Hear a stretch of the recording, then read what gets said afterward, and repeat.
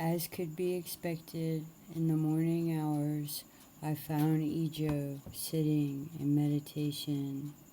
I approached slowly and put the little animal between his legs.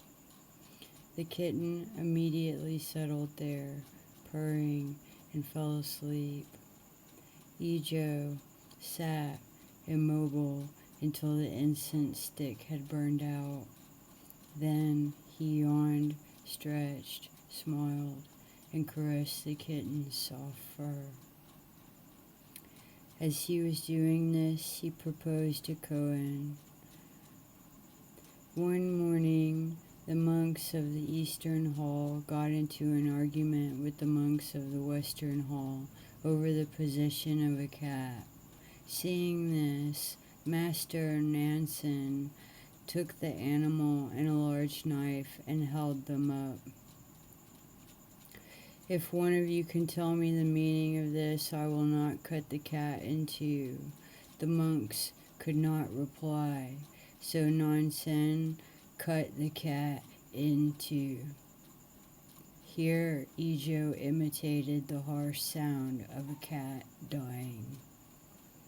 That afternoon, Joshu arrived at the monastery. Nansen told him what happened, asking him for his opinion.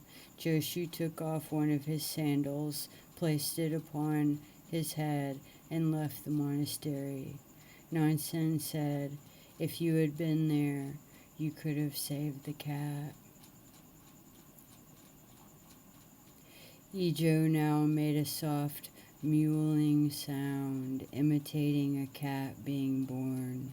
He went to the kitchen and returned with a large knife. Holding the kitten up by the nape of its neck, he said, with an implacable glint in his eye, "If you can tell me the meaning of this, I will not cut it into you."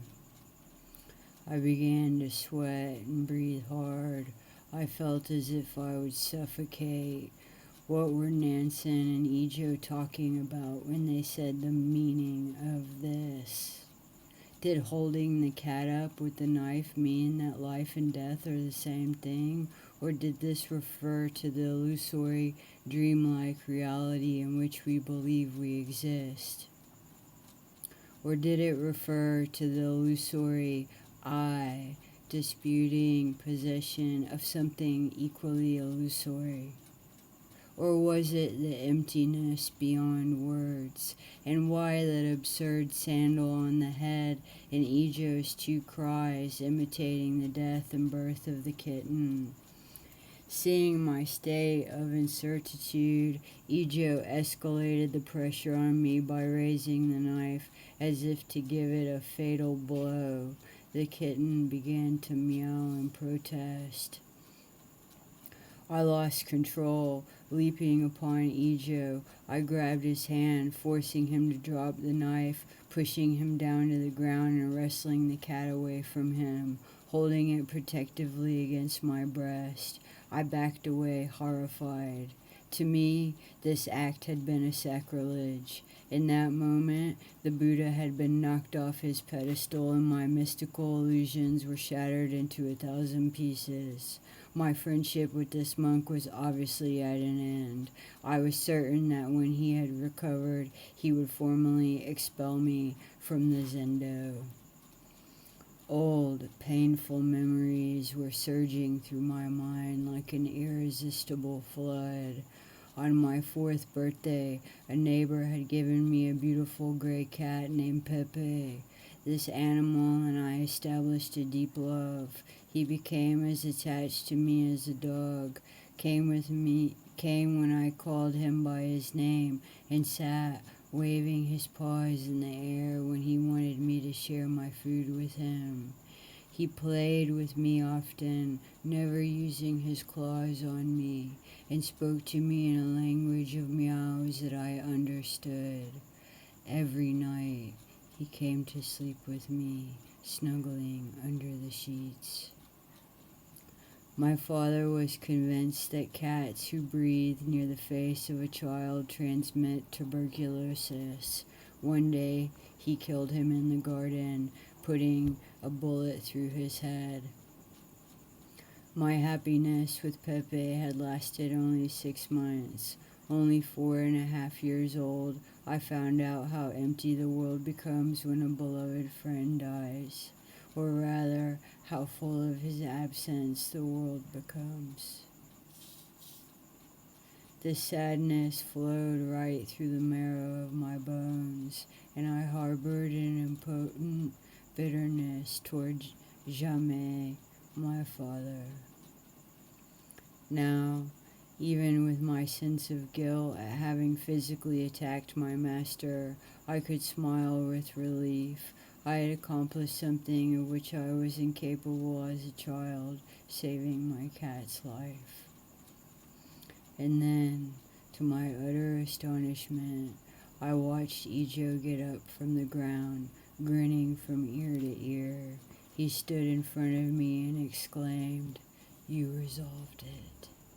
When Nansen spoke of this, inviting the affirmation that there is no difference between life and death, Joshi put his sandal on his head, ridiculing the ability of the intellect to resolve it. And you also did this, putting ordinary reality in your mind, because you love the cat. You wrested it from my hands.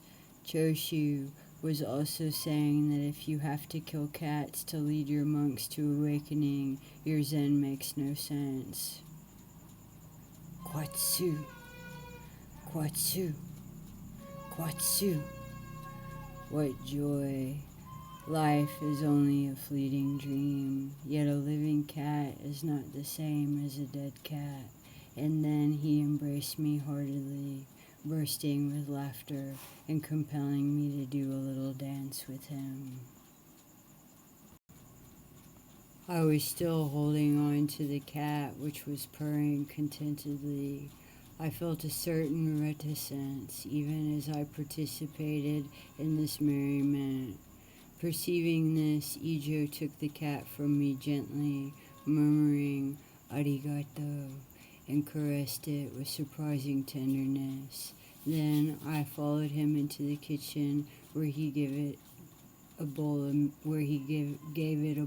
milk.